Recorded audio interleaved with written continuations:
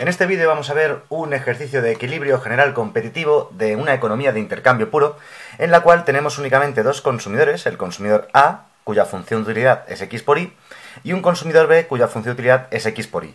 Es decir, los dos consumidores son exactamente idénticos en cuanto a sus preferencias. Y además he elegido unos datos de dotaciones iniciales que hace que los dos individuos sean exactamente idénticos en todos. Vamos a suponer que el individuo A posee 5 unidades de X inicialmente y 5 unidades de Y inicialmente, y el individuo B también.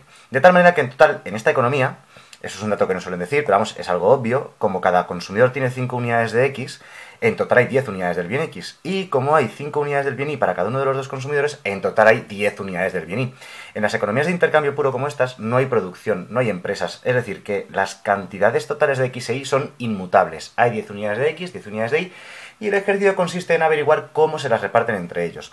Bien, lo primero que deberíamos hacer es representar la caja de Edgeworth, que es donde vamos a representar las preferencias y las dotaciones de cada uno de los consumidores. La caja de Edgeworth es una caja, un cuadro, un rectángulo, que utilizamos para representar, como digo, dotaciones o cantidades que consumen los individuos. La anchura de la caja es el total de unidades de X de la economía, que es 5, ¿vale? Esta economía en total es 10, hay 10 unidades de X. Esa sería la anchura de la caja, porque siempre las X las representamos en los ejes horizontales, ¿no? Y la altura total de la caja sería 10 también, porque la cantidad total de Y de la economía es 10 unidades. Lo que hacemos es en los ejes habituales, ¿de acuerdo? Estos ejes de aquí, representamos al individuo A. De tal manera que la cantidad del eje vertical representaría la cantidad de Y que consume el individuo A y la cantidad del eje horizontal representaría la cantidad de X que consume el individuo A. Y de forma opuesta, en los ejes análogos al otro lado, representaremos al individuo B, cuyo eje horizontal sería la cantidad de X del individuo B y el eje vertical, pues la cantidad de Y para el individuo B. Bien, la dotación inicial que nos dice el ejercicio, que es 5 unidades de cada cosa para cada uno de los dos consumidores, sería justo el centro de la caja. Fijaos, si el individuo A tiene inicialmente 5 unidades de X y 5 unidades de Y, por cierto, todo se hace respecto del individuo A, porque si sabes cuántas unidades de X e Y tiene el individuo A, también sabes las de B, porque en total hay 10. Si el individuo A tiene 5 unidades de Y y 5 unidades de X, este punto de aquí sería la dotación inicial del individuo A y también del individuo B. Esa es la gracia de la caja, que con un solo punto representas ambos individuos. Bueno, vamos al lío. La cuestión aquí es averiguar cuál es el equilibrio general competitivo de esta economía, es decir, cuál es el óptimo de Pareto, el punto óptimo o el equilibrio al cual van a atender estos consumidores. Para ello, aplicamos la condición de óptimo de Pareto, que es que la relación marginal de sustitución del individuo A se iguale a la relación marginal de sustitución del individuo B. En otros vídeos del canal podéis ver la demostración de esta fórmula, aquí simplemente la aplicamos directamente y listo. Bien, las RMS o relaciones marginales de sustitución se calculan como utilidad marginal de X partido utilidad marginal de Y. Bien, primero para el individuo A, o sea que no se nos olviden los subíndices. Y luego a la derecha del igual para el individuo E. Las utilidades marginales son derivadas parciales de la función de utilidad. Bien, exactamente igual. La RMS es el cociente de las utilidades marginales, que son las derivadas parciales tomando X e Y respectivamente como variables. A la izquierda del igual tenemos las del individuo A y a la derecha del igual las del individuo B. Bien, vamos a hacer esas derivadas. Son muy sencillas porque he elegido unas funciones de utilidad muy fáciles. La utilidad marginal de X del individuo A sería la derivada tomando X como variable. Si X es la variable, Y es la constante, así que nos va a quedar Y sub A. Mientras que en el denominador tendríamos la utilidad marginal de Y para el individuo A, o sea, la derivada pero tomando Y como variable, y entonces nos queda la parte constante, que es X sub A. A la derecha del igual tenemos las del individuo B, pero como la función de utilidad es exactamente la misma, va a quedar lo mismo, solo que con el subíndice B. Y sub B partido X sub B. Bien, esas son las RMS de cada uno de los dos individuos. Aquí tenemos un pequeño problema. El problema es que tenemos una función con 4 variables. Y sub A, X sub A, Y sub B, X sub B, y no se puede trabajar con eso. Entonces lo que vamos a hacer es un pequeño truquito que hay que hacer aquí siempre, que es basarnos en las dotaciones iniciales y en las cantidades de X e Y. Es decir, sabemos que en total, en esta economía, no sabemos el punto inicial, que es 5,5 de cada uno de los bienes para cada uno de los consumidores, pero no sabemos dónde va a acabar la economía. Aquí va a haber un intercambio entre los consumidores hasta que alcancen su óptimo. Entonces, como digo, no sabemos cuántas unidades de X e Y al final le van a corresponder a cada individuo, pero sí que sabemos que la suma de lo que le corresponda a cada individuo tiene que ser el total de unidades de X de la economía, que es 10. Y lo mismo para el bien Y. No sabemos al final cuántas unidades de Y va a consumir cada individuo, sabemos las que tienen inicialmente, su dotación inicial que se llama. Pero sabemos que al final las cantidades totales van a sumar 10.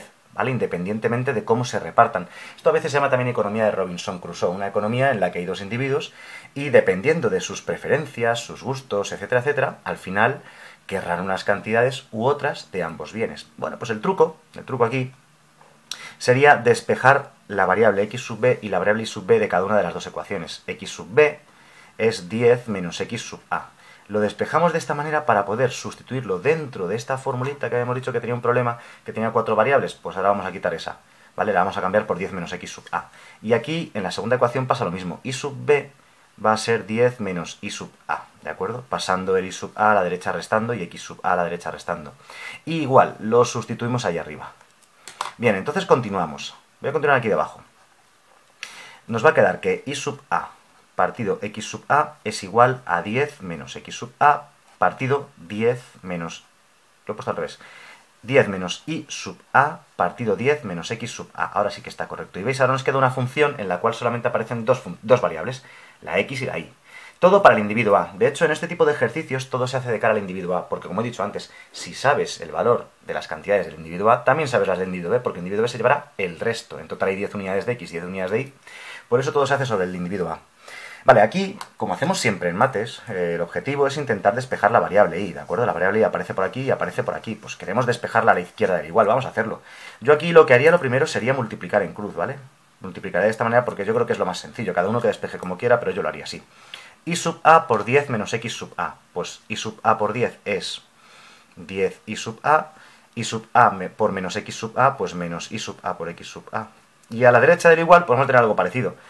X sub a que multiplica esto, pues quedaría 10x sub a menos y sub a por x sub a. Vale, operamos, despejamos como podamos. Por ejemplo, si este menos y sub a por x sub a lo pasásemos sumando al otro lado, se simplificaría con el otro.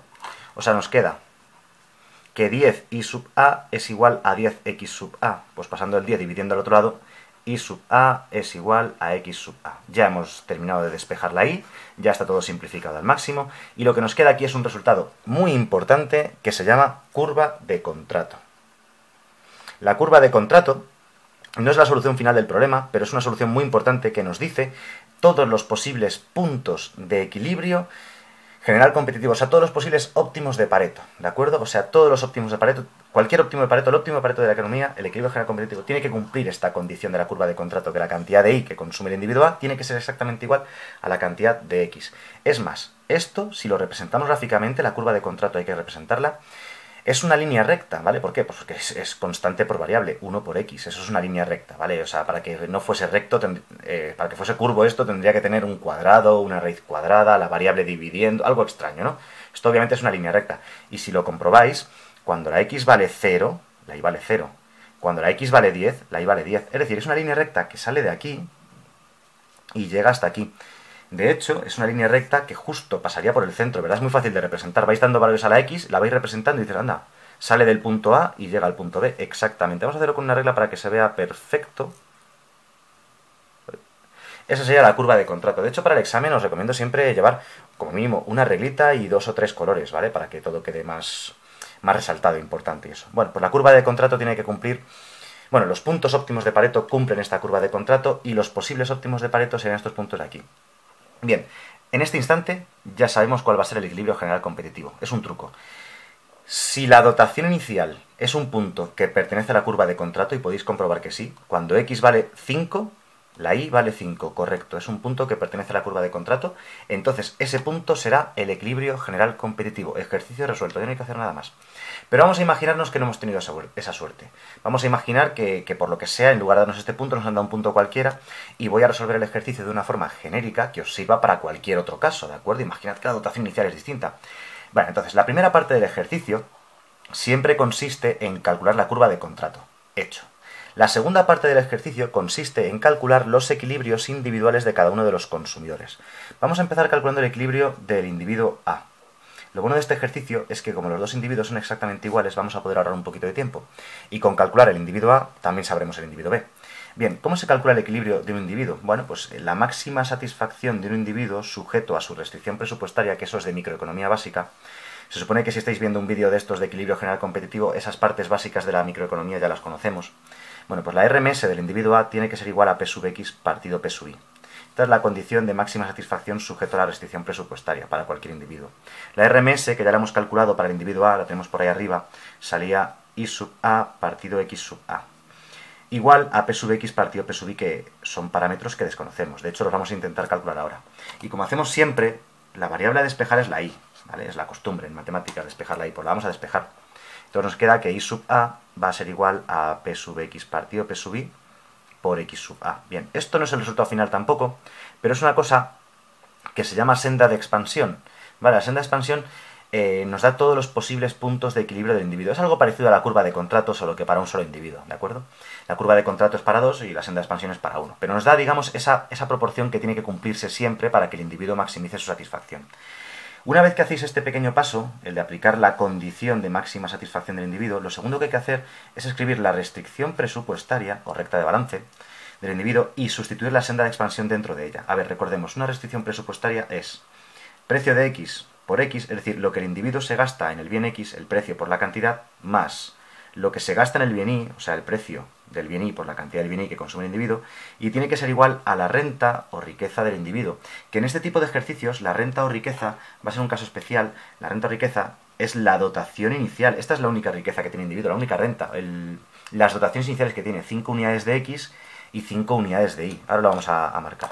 Y luego otra cosa que estaba diciendo, la senda de expansión, hay que sustituirla dentro de la restricción presupuestaria. Vamos a ver cómo quedaría esto. Tendríamos P sub X por X sub A, que lo dejamos como está, más P sub I por la senda de expansión, que es P sub X partido P sub I, ahí está, por X sub A. No olvidéis los subíndices, ojo, estamos tratando el individuo A, pues todo con el subíndice A.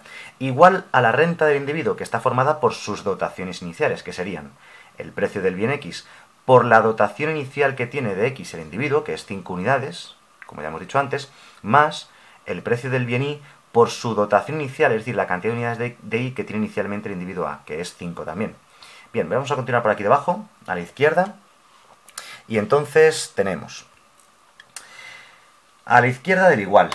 Podemos simplificar el precio del bien Y, que está multiplicando y dividiendo, y entonces nos queda P sub X por X más P sub X por X, es decir, 2 veces P sub X por X sub A. Y a la derecha del igual tenemos 5P sub X más 5P sub Y.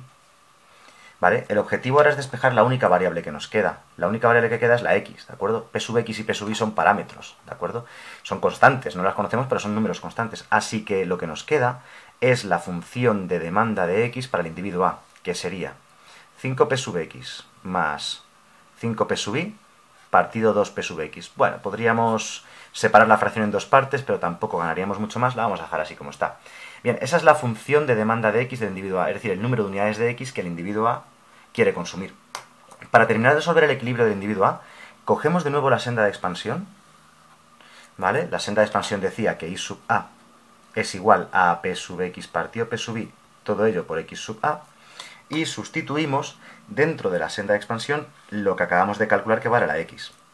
Y entonces nos quedaría que I sub A es igual a P sub X partido P sub Y por X, que es todo eso. 5P sub X más 5P sub Y partido 2P sub X. Podemos simplificar este P sub X de aquí que está multiplicando con este que está dividiendo, y entonces nos queda que la función de demanda del bien Y para el individuo A va a ser 5P sub X más 5P sub Y partido 2P sub Y. Y esa es la función de demanda de Y para el individuo A. Bastante parecida a la del bien X. Bueno, es normal porque hemos elegido unos datos sencillos para que el ejercicio no se alargue demasiado. Estos ejercicios lo malo que tienen es que se alargan muchísimo, pero muchísimo. Bien, tenemos las funciones de demanda de X para el individuo A y de Y para el individuo A. ¿Cuáles serían las funciones de demanda de X e Y para el individuo B? Exactamente las mismas. Yo diría aquí lo siguiente. Para el individuo B no hace falta que lo resolváis. Para el individuo B se diría lo siguiente. Individuo B.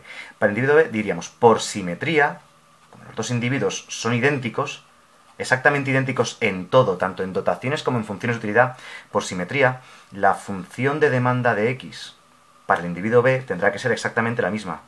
5P sub X más 5P sub Y partido 2P sub X. Y la función de demanda de Y para el individuo B pues sería 5P sub X más 5P sub Y partido 2P sub Y.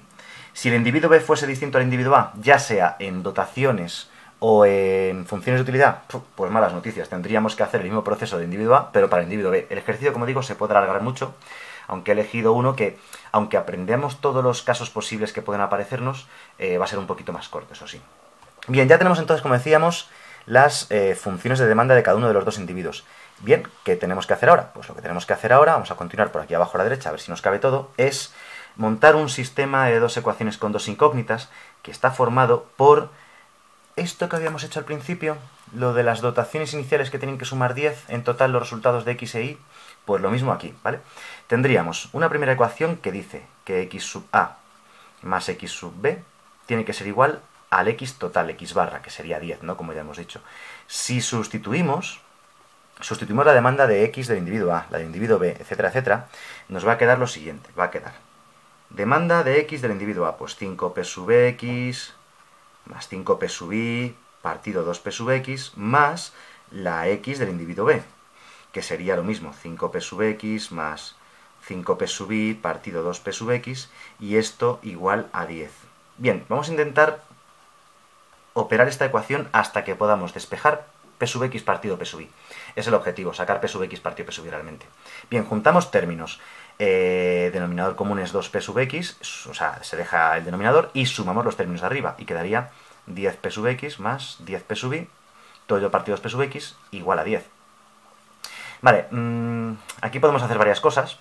El objetivo, como decía, es despejar p sub x partido p sub y, así que podemos hacerlo de muchas maneras, ¿no? Por ejemplo, una de las opciones que estoy viendo sería operar esta fracción, ¿vale? Separarla en dos partes. Tendríamos 10p sub x partido 2p sub x, se simplificarían los p sub x y 10 entre 2 es 5. Y luego tendríamos 10p sub y partido 2p sub x, 10 entre 2 es 5, por p sub y partido p sub x. Y a la derecha igual tenemos un 10. Bien. Vale, despejarlo aquí como sea, a veces puede llevar un poco de complicación, pero al fin y al cabo es despejar una incógnita. Como digo, la incógnita es p sub x partido p sub y, es lo que estamos buscando. Lo que voy a hacer ahora es pasar este 5 que está aquí sumando a la derecha, restando, total que nos queda 5p sub y partido p sub x igual a 10 menos 5, o sea, igual a 5. Ahora este 5 que está aquí multiplicando, lo voy a pasar dividiendo a este lado, entonces me queda que p sub y partido p sub x es igual a 5 entre 5, o sea, 1. Y ahora, despejando al revés, si le damos la vuelta a esta fracción y le damos la vuelta a esta fracción, nos queda que el precio de x partido el precio del bien y es igual a 1. Resuelto. Esto sí que es uno de los resultados importantes del ejercicio. Los precios relativos de los bienes p sub x partido p sub y. No se puede saber cuánto vale p sub x por separado y p sub y por separado. Es imposible saber los precios que se llaman precios absolutos. Lo único que podemos saber en equilibrio general competitivo es el precio relativo de los bienes p sub x partido p sub y. Y nos ha salido 1. Una vez que sabes esto, vuelves a coger las funciones de demanda de x e y, sustituyes que p sub x partido p sub y es igual a 1 y resuelves el problema, ¿vale? Bueno, o que p sub x partido p sub y es igual a 1, o lo mismo, que p sub y partido p sub x es 1, lo que más convenga. Entonces, para terminar, por ejemplo, nos saldría que el número de unidades de x que querría el consumidor A sería, sustituyendo, ¿vale? 5p sub x más 5p sub y partido 2p sub x.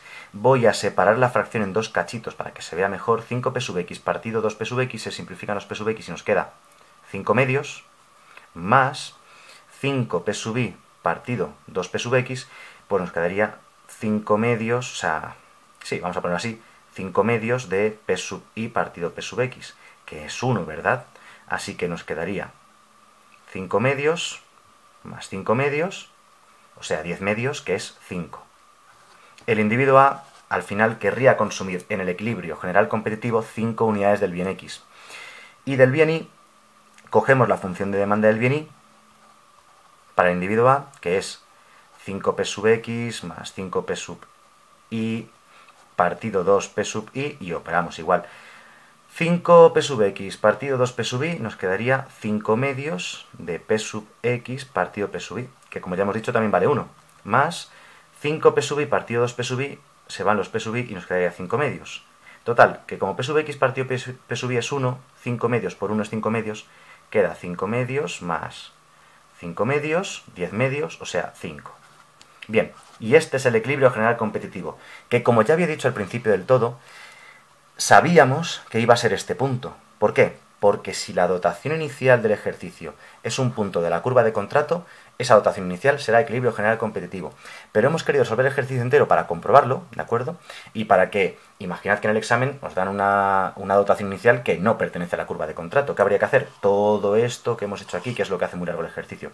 Para el individuo B sería exactamente lo mismo, las mismas funciones que tenemos por aquí. Si sustituís, va a quedar 5 y 5 respectivamente, ¿vale? Que es el punto equivalente en el otro lado de los ejes, ¿vale? En la parte de arriba o en la parte de la derecha.